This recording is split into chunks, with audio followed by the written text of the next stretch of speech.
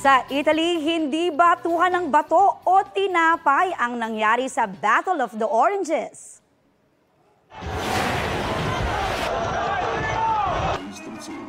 Oranges ang ipinambato ng mga nakisaya sa taunang Battle of the Oranges sa Ivrea.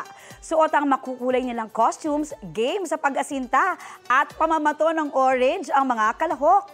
Sinasabing nagmula ang festival sa pamamato ng beans sa kalsada ng mga mahihirap na taga-Ivrea para ipakita ang kanilang pagkadismaya sa kanilang feudal lord noong Middle Ages. 19th century nang mapalitan ng oranges ang beans.